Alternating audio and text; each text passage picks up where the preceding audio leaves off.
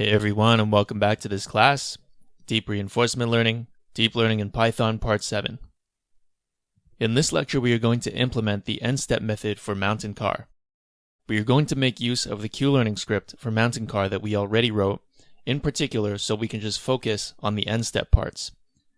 If you don't want to code along, although I highly recommend you do, the relevant file for this lecture is nstep.py in the subfolder Mountain Car. At the top we have all our usual imports.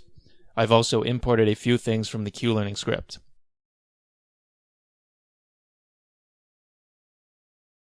Next, I've defined my own SGD regressor.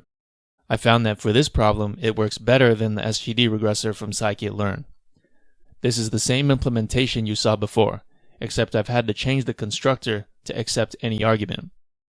The weights are also initialized in the partial fit function, as they are in scikit-learn's SGD regressor.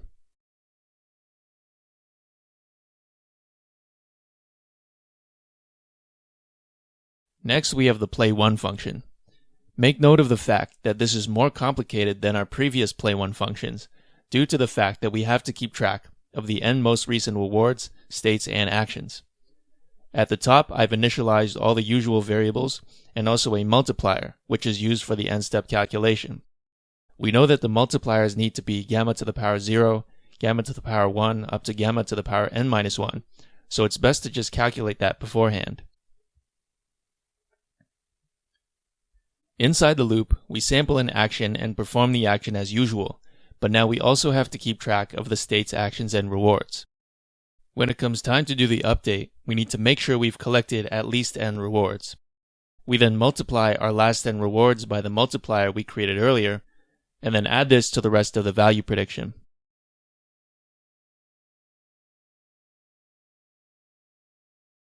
Once we're outside the loop, keep in mind that there are still some states that haven't been updated, so we need to update those.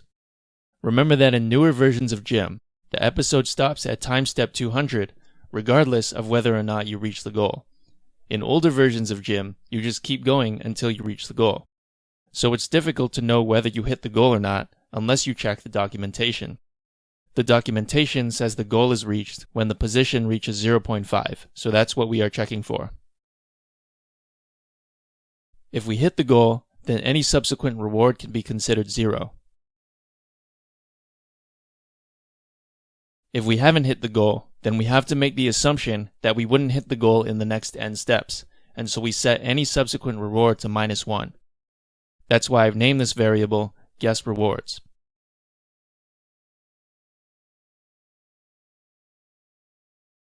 After this, we have the main section, which you should be familiar with from before. Let's run this and see what we get.